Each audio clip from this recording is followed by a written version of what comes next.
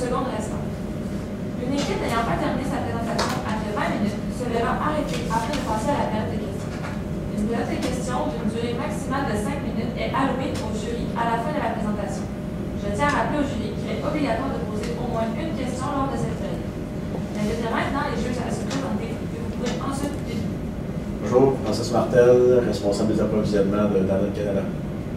Bonjour, Véronique Lambert, responsable de la planification des affaires chez Danone Canada. Bonjour, Véronique Paris, vice-présidente d'opération chez Danone Canada. Avec une entreprise comme Danone, il ne faut pas avoir peur du changement. Il faut développer des réseaux, il faut implanter de nouvelles technologies, des innovations technologiques pour ainsi créer et développer de nouveaux produits et ainsi développer de nouveaux réseaux. Alors, ce qui est intéressant avec Danone, c'est qu'on a des valeurs et on a une qualité, une fraîcheur intéressante et on veut garder ça, même si on crée de nouveaux réseaux avec de nouveaux partenaires. Ici, à ma gauche, on a Félix Séguin et à ma droite, Stéphanie Mattet et moi ici, Émile Gauthier. On est persuadés, nous sommes persuadés que nous pouvons vous démontrer que le choix de réseau que nous avons permettra de développer, dans le fond, une meilleure et une qualité optimale de votre, dans le fond, un réseau plus intéressant et plus important pour vous chez Danone. Donc, pour commencer, nous autres, on a dans le fond déterminé 3 mandats. Alors, on a ici les 4 mandats, excusez-moi, que vous nous avez montrés. Et les 4 mandats que vous avez aussi, c'est analyser les 3 méthodes de distribution. Alors, les 3 méthodes de distribution que vous nous avez demandées sont ici, la VMI, le WMS, la plateforme automatique ici, avec Flow. Après ça, il fallait démontrer la meilleure méthode de distribution pour un taux de disponibilité linéaire optimal. Et après ça, il fallait établir et négocier avec votre semblant de compagnie aux États-Unis comment, dans le fond, une méthode optimale avec Malavem et Danone pour bien s'assurer qu'on a l'implantation au Canada. Et après ça, établir un plan d'implantation clair avec des étapes claires pour ensuite que, dans le fond, tout se passe bien entre les deux entreprises. Le plan de la présentation aujourd'hui, on a une situation actuelle juste pour, en fond, bien déterminer ce qui se passe en ce moment à Danone Canada ici et aussi, dans le fond, ce qui se passe avec notre collègue aux États-Unis. Après ça, on va avoir une analyse des méthodes, comme vous nous avez demandé dans le mandat, une analyse des coûts, une distribution linéaire, la recommandation officielle, le plan d'implantation, la gestion du risque et une brève conclusion à la fin. Donc, la situation actuelle, nous avons nos forces, défis, opportunités et menaces. Donc, la force, c'est que vous avez plusieurs produits. Ils sont divers, sont intéressants et sont, dans le fond, très importants pour vos clients. Ils ont tous leur fonction, ils ont tous leur attrait et c'est ça qui est intéressant avec Danone. Vous avez des standards de nutrition élevés et c'est ce que les clients recherchent, donc il ne faut pas l'oublier.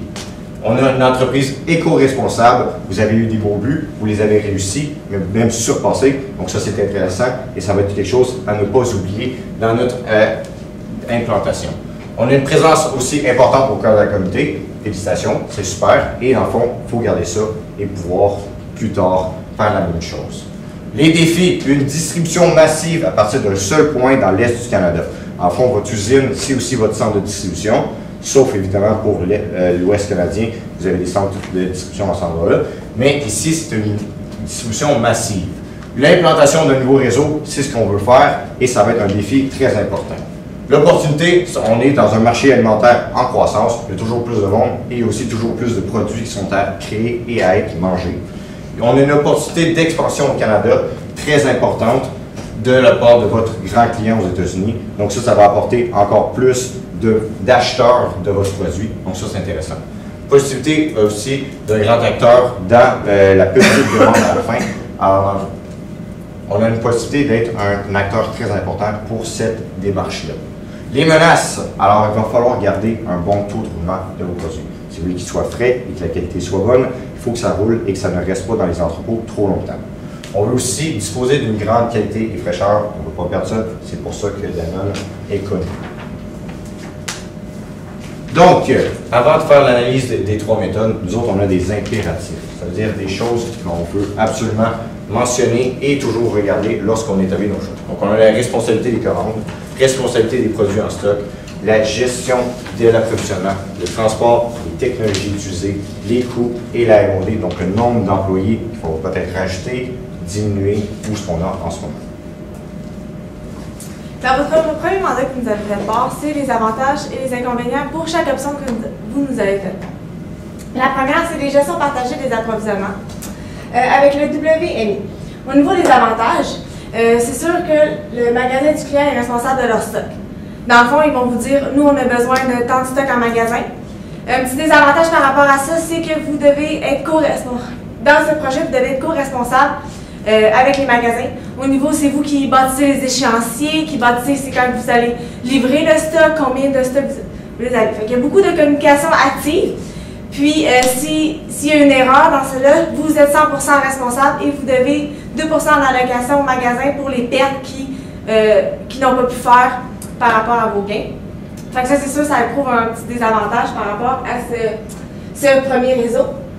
Au niveau de la facilité de disposer des palettes, dans ceci, on a 90% des camions qui peuvent être remplis.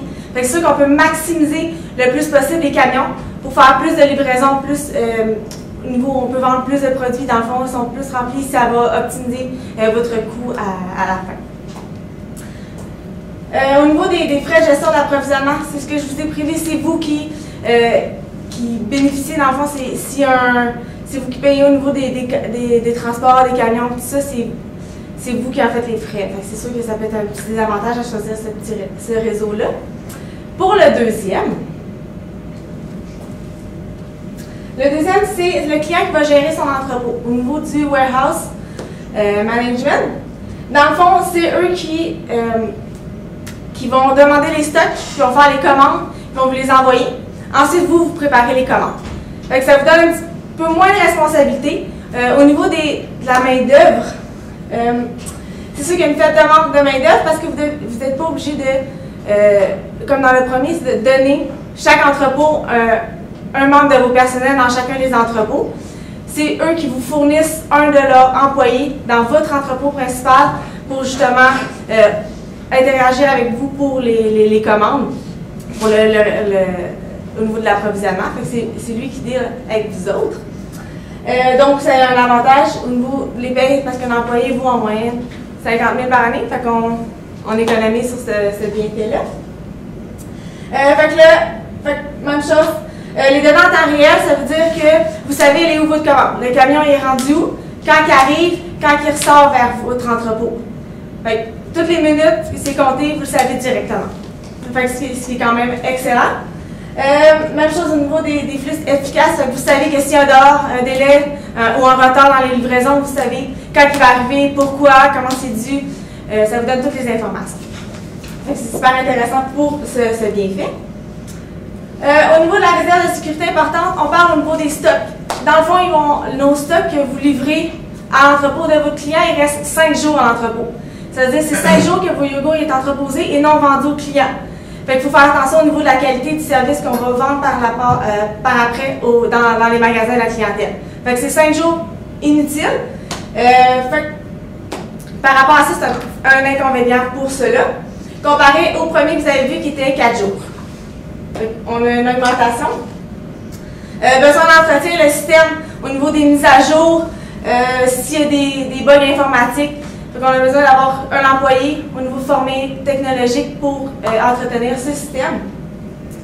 Donc, les formations, c'est nécessaire en système informatique. Pour le dernier que vous nous avez pas, c'est les plateformes logistiques de Flow. C'est une nouvelle innovation technologique au niveau des plateformes qui est très, très, très importante. Dans le fond, c'est un cloud. C'est un nuagique. C'est basé dans le système électronique.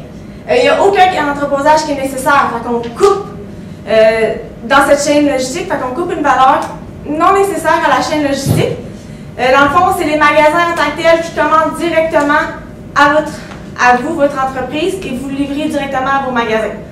Fait que dans le fond, pas besoin de passer par l'entrepôt du client qui reste 4 à 5 jours dans cet entrepôt-là pour ensuite être livré des magasins. Fait qu'on coupe ce délai-là pour donner de meilleurs services à notre client, puisqu'il est livré plus vite.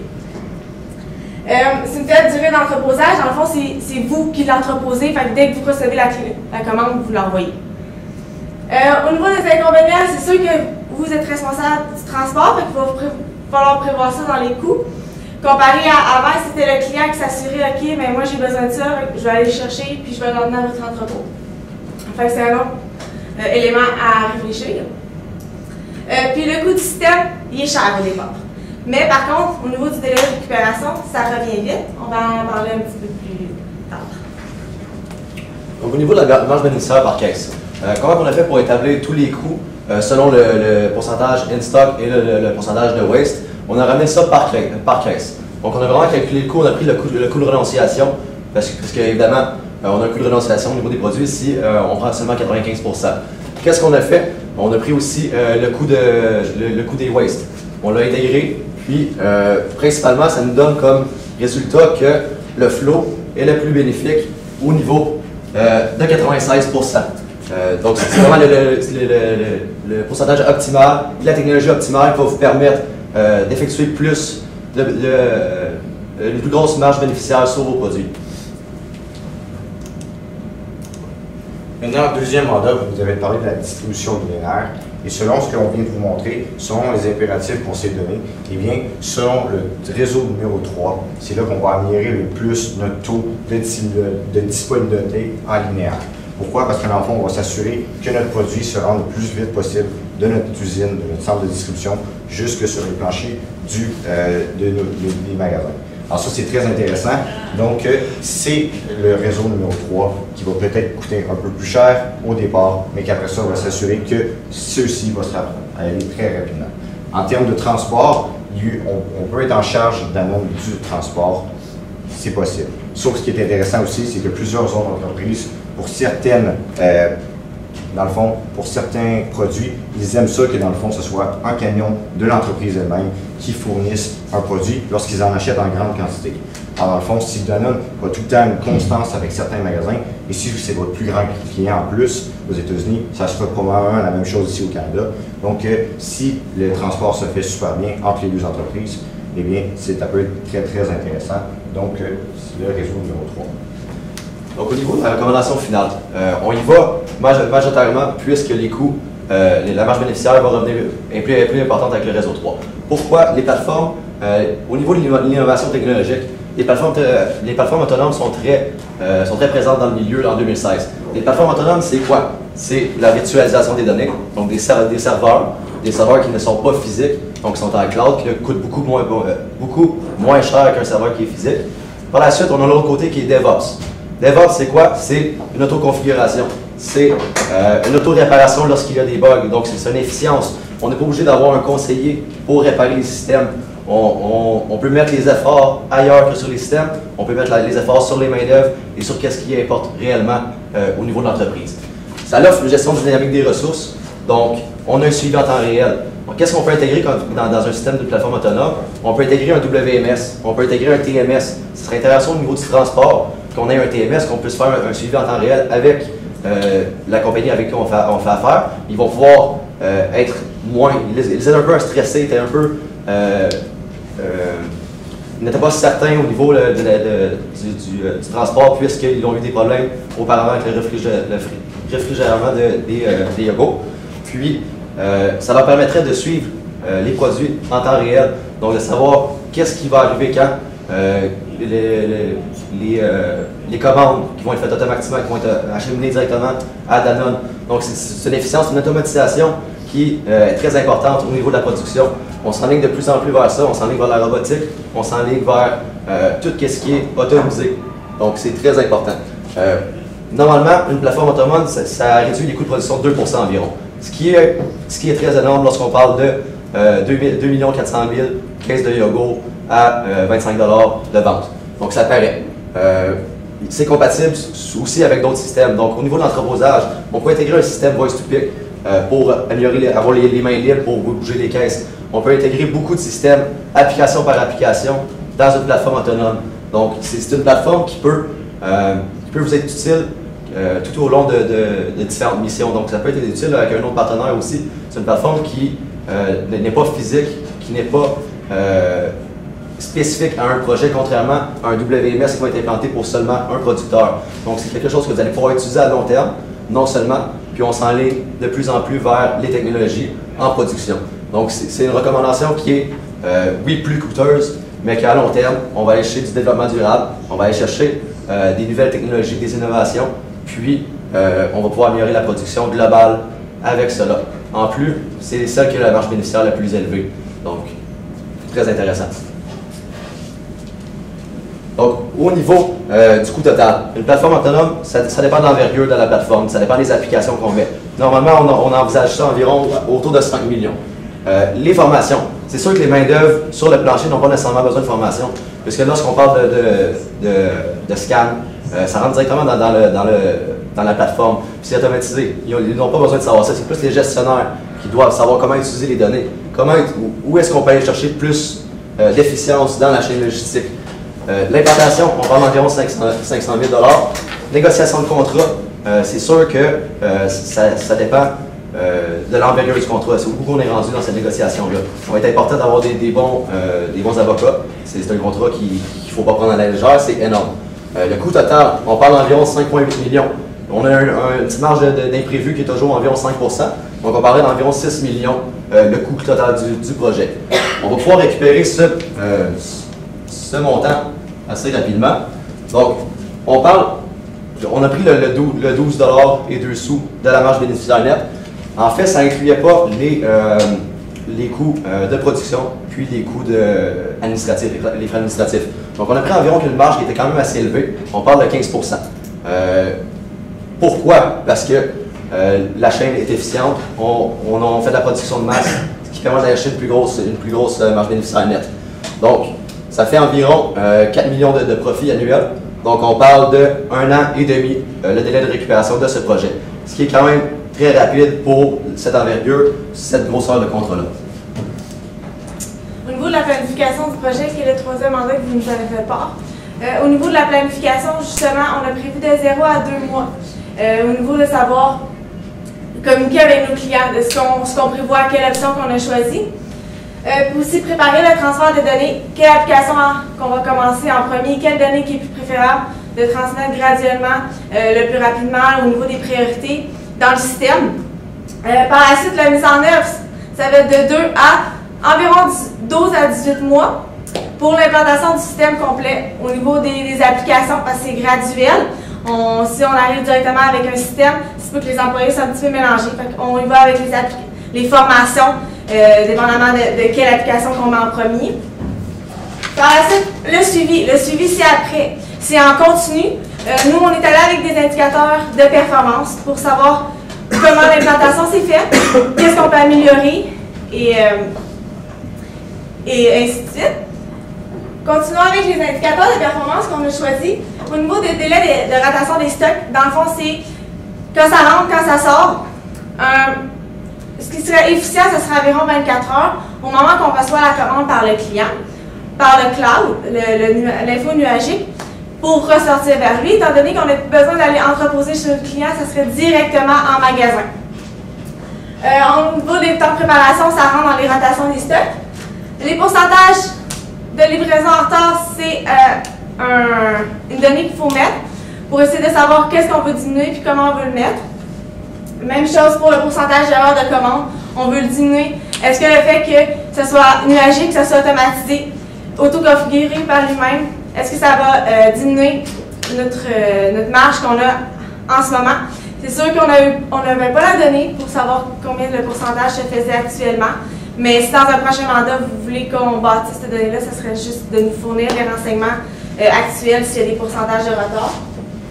Au niveau de la gestion du risque, on est allé avec les impacts, les probabilités. On a la qualité et la fraîcheur de vos produits, ce qui est un des éléments les plus importants. On a les flux de produits et de transport. On a les coûts, les échéanciers, puis la résistance au changement au niveau des employés. Comme vous voyez, quand c'est en rouge, c'est important. Fait que les impacts, c'est quoi les impacts que ces éléments, ces critères-là vont avoir sur votre entreprise? Les probabilités que ça arrive. Okay? Les probabilités les plus fortes qu'on remarque, c'est plus au niveau des coûts échéanciers. Comme dans chaque projet, c'est toujours la partie que des risques que ça dépasse. On veut limiter ça, c'est ça notre but. Pour les limiter, c'est de faire des tableaux de bord au niveau des états financiers pour savoir dans quel budget on se met. eux des calendriers d'activités pour être sûr qu'on respecte ce qu'on a prévu dans notre plan d'implantation. Pour ensuite avoir un impact résiduel, ce que nous prévoyons pour chaque risque qui peut avoir le projet pour le descendre jusqu'à faible. Donc on va utiliser une mitigation pour le faire. Donc, pour conclure, ce qui est intéressant, c'est que nous considérons de choisir le réseau numéro 3, qui est une plateforme automatique, parce que dans le fond, on utilise des innovations technologiques. On va chercher ce qu'il y a de pointe en ce moment. Comme ça, on s'assure de ne pas être les derniers de ligne quand tout le monde va être rendu à la même place que nous autres. On s'assure aussi que dans le fond, tout est optimisé, tout est fait, et que dans le fond, si vous suivez nos conseils, et que si jamais vous avez d'autres mandats pour nous, ça nous fera plaisir de répondre aussi à vos questions.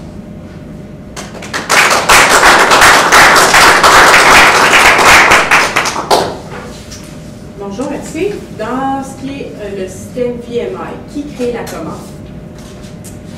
Pour le système VMI, dans le fond, qui crée la commande, c'est le client. Dans le fond, lui, il sait combien ses besoins en entrepôt, puis il vous l'envoie. Mais vous, avec ces informations-là, c'est vous qui gérez, c'est quand que vous l'envoyez au client, dans le fond. Okay. C'est vous qui gérez toute la le commande. Système Flow, qui crée la commande? Le système Flow, c'est le magasin.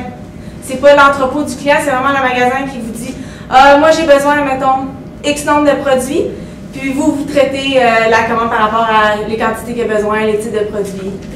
Dans le système Flow, qui est responsable du transport magasin? Dans le système Flow, En fond, le transport est géré peut, dans le fond, dépendre. Vous pouvez choisir de vous en charger du transport ou que ce soit, dans le fond, l'entreprise. Ce qui est intéressant, si vous gérez le transport, c'est qu'on s'assure que nos produits se rendent à la bonne place et se rendent, dans le fond, dans la qualité qu'on demande. Qu'est-ce que vous avez inclus dans votre marge bénéficiaire? Est-ce qu'on s'en occupe ou on s'en occupe pas? Dans le transport, en fait, dans les chiffres que vous avez donnés, on avait un coût de transport. Donc, ce coût de transport-là, on l'a divisé en nombre de caisses. On l'a réduit à un seuil de coût par caisse qu'on a inclus, qu'on a déduit dans le marge bénéficiaire que vous aviez donné au début du tableau. OK.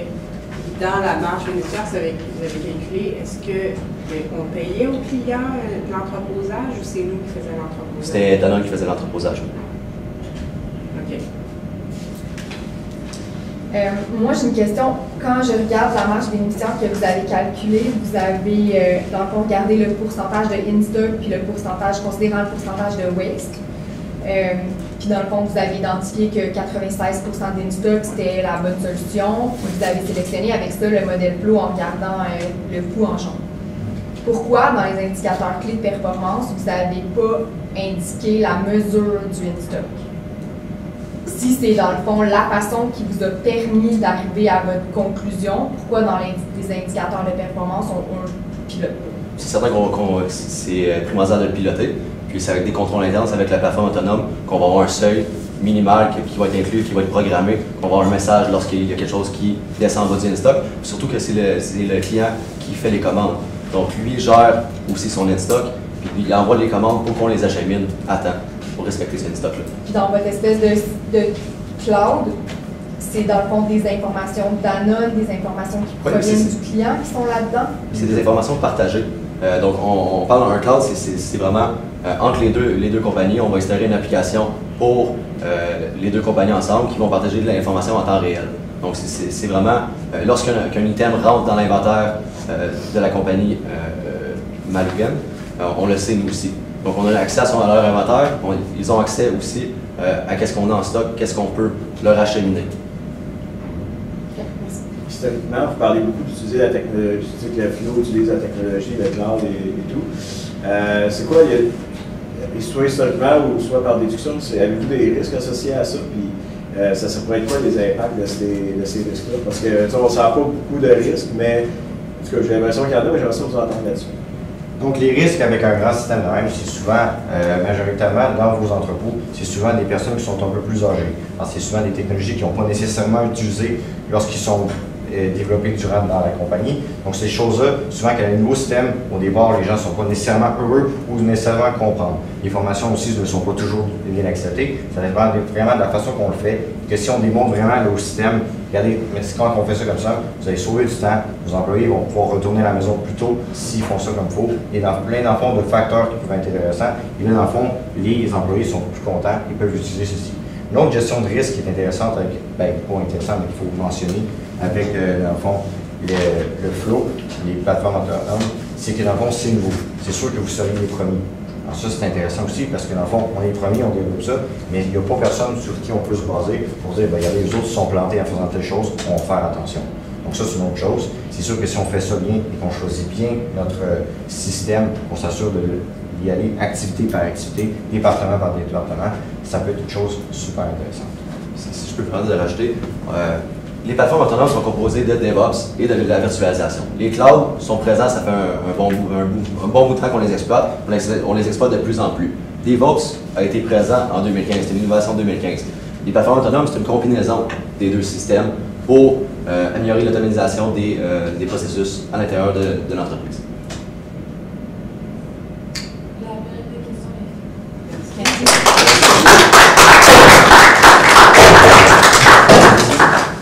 Merci.